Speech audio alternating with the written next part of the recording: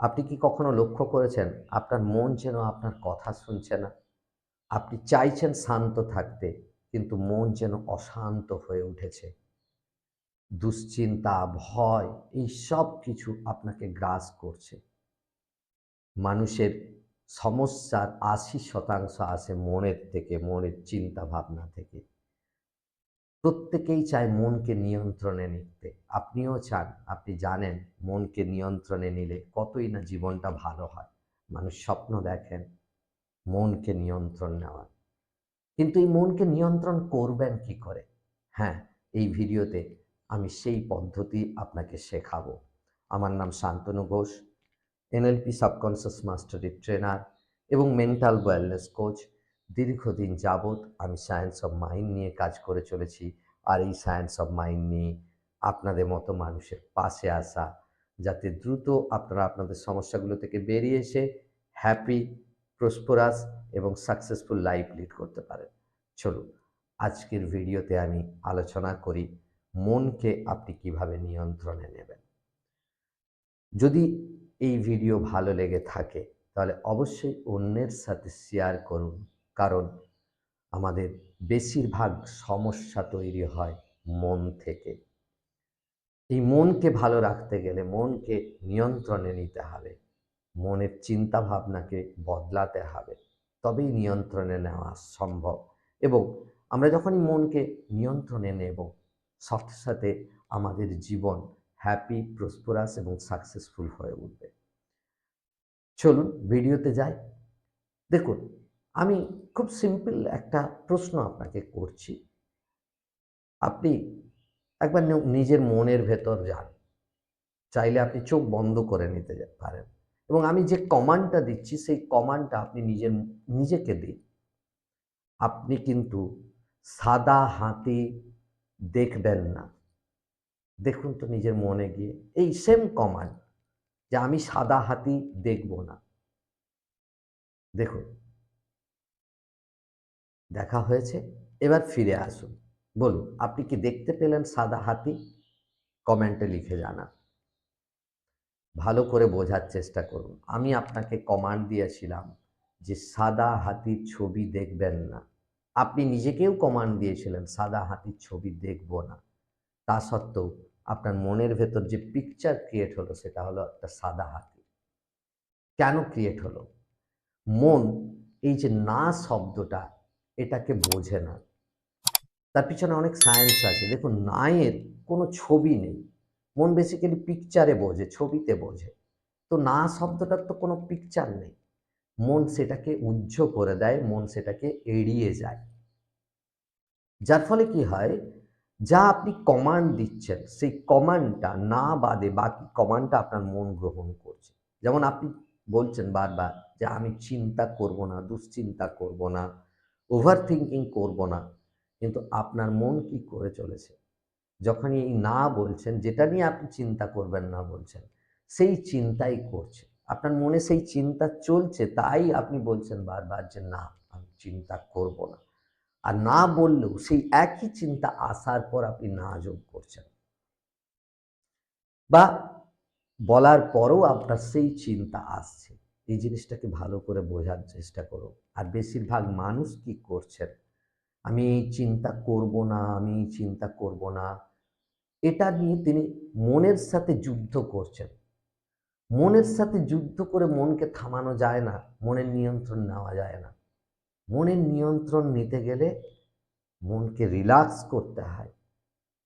তাকে থামাতে গেলে চিন্তাগুলোকে অবজার্ভ করতে হয়, জীবনকে অবজার্ভ করতে হয়। তখনই সেই চিন্তা থাকবে। যে চিন্তা আসছে সেই চিন্তাকে অবজার্ভ করুন যে কি চিন্তা আসছে। আপনারা লক্ষ্য করেছেন, কেউ হয়তো রান্না বান্না করছেন, কেউ একটা কাজ করছেন, অথবা কেউ বসে আছেন, হঠাৎ যেন আপনার মন কোথায় চলে গেছে। এরকম কেন হয়? কারণ মনের কাজ তো চিন্তা করা, সে চিন্তা করবে। আর সেই চিন্তা যদি রেলিভ্যান্ট হয় তাহলে আপনার জীবন ভালো হবে। আর সেটা যদি ইররেলিভেন্ট চিন্তা হয় তাহলে আপনার জীবন স্বাভাবিকভাবেই খারাপ হয়ে উঠবে। নেগেটিভ চিন্তা আসলে খারাপ হবে জীবন। তার জন্য কি করা দরকার? অবজার্ভ করুন যে কি চিন্তা আপনার মনে আসছে, সেগুলোকে প্রয়োজনে লিখে ফেলুন। আর লিখে এবার প্রশ্ন করুন নিজেকে, আচ্ছা এই যে চিন্তা আমি করছিলাম এটা কি ইউনিভার্সাল ট্রুথ, অর্থাৎ ধ্রুব সত্য? যদি ধ্রুব সত্য না হয় তাহলে আমি চিন্তা করছি কেন, এটা নিয়ে আমি ভাবছি কেন, বা এর পরিবর্তে আমি কি চিন্তা করতে পারি? প্রশ্ন করুন নিজেকে। এটাকে বলে প্যাটার্ন ইন্টারাপ্ট টেকনিক। যে সায়েন্স নিয়ে আমি কাজ করি, neuro linguistic programming, pattern interrupt technique দেয় নিজের চিন্তার প্যাটার্নকে ভেঙে ফেলার জন্য। দেখুন, মন আমাদের একটা সবচেয়ে শক্তিশালী জিনিস যেটা আমরা পেয়েছি, বা সবচেয়ে বড় অ্যাসেট যেটা আমাদের কাছে আছে।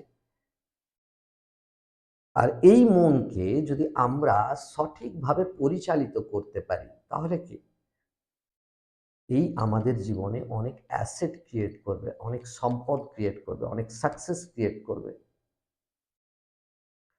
তো একে নিয়ন্ত্রণে নিতে গেলে এর সাথে যুদ্ধ করে কোনো লাভ নেই।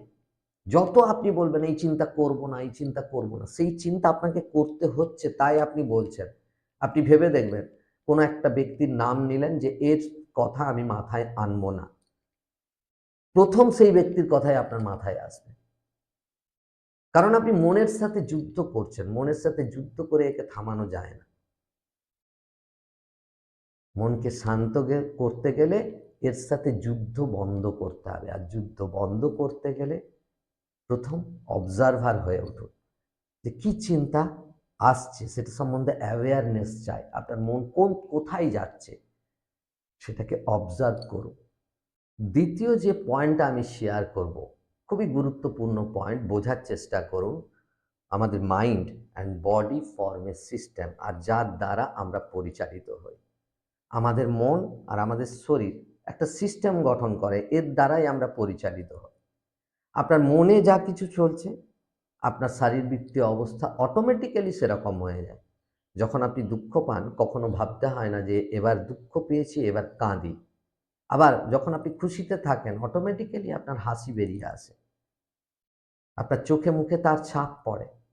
লক্ষ্য করবেন যে সমস্ত ব্যক্তি অ্যাংজাইটি, ডিপ্রেশন, স্ট্রেসের মধ্যে আছেন তাদের চোখে মুখে তার ছাপ দেখতে পাবেন। সিদ্ধারা তাদের ঝুঁকে যায়, বেশিরভাগ বেডে শুয়ে বা বসে তারা চিন্তা করেন গালে হাত দিয়ে। কেন? এটা অটোমেটিক্যালি হয়ে যায়, কারণ mind and body form a system. আবার উল্টোটাও হয়, আপনার শরীরে যদি কোনো আঘাত লাগে সেই আঘাত কিন্তু আপনার মনেও লাগে। মনে আঘাত লাগলে যেমন শরীরে লাগে, ঠিক সেরকম শরীরে আঘাত লাগলে মনেও তার এফেক্ট পড়ে। দেখবেন না, আপনার হঠাৎ করে মাথার যন্ত্রণা শুরু হলো, আপনি একটা পার্টি অ্যাটেন্ড করবেন, সেই পার্টিটাই আপনার জন্য ভালো লাগবে না। কেন? কারণ আপনার শারীরবৃত্তীয় অবস্থার পরিবর্তন হয়েছে, বডিতে এফেক্ট হয়েছে, তাই মনের ভেতর তার প্রভাব পড়েছে। তো এটাকে আমরা কাজে লাগাতে পারি আমাদের মনকে নিয়ন্ত্রণে নেওয়ার জন্য। যখনই আপনার মনে কোনো দুশ্চিন্তা চলছে বা কোনো কিছু নিয়ে আপনি চিন্তা করছেন, সাথে সাথে একটু অ্যাওয়্যার হয়ে যান। অ্যাওয়্যার হয়ে নিজের শারীরবৃত্তীয় অবস্থাটা নিয়ন্ত্রণ নিন। সিরদাঁড়া সোজা করুন, ঘাড় সোজা করুন, আর একটু জোরে ডিপ ব্রিদিং নিতে থাকুন। খানিকক্ষণ করুন, চাইলে মুখে একটা হাসিও রাখতে পারেন। আর এই শারীরবৃত্তীয় অবস্থাটাকে একটু হোল্ড করে রাখুন, 3 থেকে 4 মিনিট হোল্ড করে রাখুন। দেখুন যে চিন্তা আপনার চলছিল সেই চিন্তা আর চলবে না। আর এটা যদি আপনি টানা 7 দিন, 8 দিন, 10 দিন করে নেন তাহলে ওই প্যাটার্ন পুরো ব্রেক হয়ে যাবে। চিন্তা কি চলে? চিন্তা একটা প্যাটার্নে চলে, একটা লুপের মধ্যে আপনি ফেঁসে যান। তো সেই লুপকে ভাঙতে গেলে তাকে আঘাত দিতে হবে, আর তাকে আঘাত দিতে গেলে আপনি যদি শারীরবৃত্তীয় অবস্থার নিয়ন্ত্রণ নিয়ে নেন, যখনই আপনার কোনো দুশ্চিন্তা আসছে বা যা কিছু চিন্তা আসছে যার আপনি নিয়ন্ত্রণ নিতে চান, সেই চিন্তা আসার সাথে সাথে নিজের ফিজিওলজির কন্ট্রোল নিয়ে নিন। আর ফিজিওলজি সাপোর্ট না করলে আপনার মন সেই চিন্তা করতে পারে না। মনের চিন্তার জন্য তার সাপোর্টিভ ফিজিওলজি দরকার। তাই দ্রুত এই ফিজিওলজি নিয়ন্ত্রণ নিয়ে নিন, দেখুন কত দ্রুত আপনি আপনার মনের নিয়ন্ত্রণ নিতে পারবেন। আর এইভাবে যদি মনের নিয়ন্ত্রণ নিয়ে নিতে পারেন, তাহলে আপনার জীবনও সুন্দর হবে। আপনি একটা happy, prosperous, successful life lead করতে পারেন। তো আজকের ভিডিও ছিল এই পর্যন্তই, যেখানে আমরা জানলাম আমাদের মনের নিয়ন্ত্রণ আমরা কিভাবে নিতে পারি। যদি আপনি চান আপনার সাবকনসিয়াস, আনকনসিয়াস মাইন্ডের সম্পূর্ণ নিয়ন্ত্রণ নিতে, নিজের জীবনকে ট্রান্সফর্ম করতে, happy, prosperous, successful life lead করতে, তাহলে অবশ্যই এক্সপার্টের কাছ থেকে এনএলপি শিখুন। এনএলপি সেই সায়েন্স যা আপনার মনকে নিয়ন্ত্রণে নেওয়া এবং জীবনকে অত্যন্ত সুন্দর করে তুলতে সহযোগিতা করে। চলুন, যদি এই ধরনের ভিডিও পেতে চান যা আপনার মনের নিয়ন্ত্রণ নিতে শেখাবে এবং মন সম্বন্ধে বিভিন্ন তথ্য আপনি পাবেন, তাহলে অবশ্যই চ্যানেলটিকে সাবস্ক্রাইব করুন এবং লাইক, শেয়ার, কমেন্ট করতে ভুলবেন না। ভালো থাকবেন, সুস্থ থাকবেন। দেখা হচ্ছে পরের ভিডিওতে। Live the life of your dreams.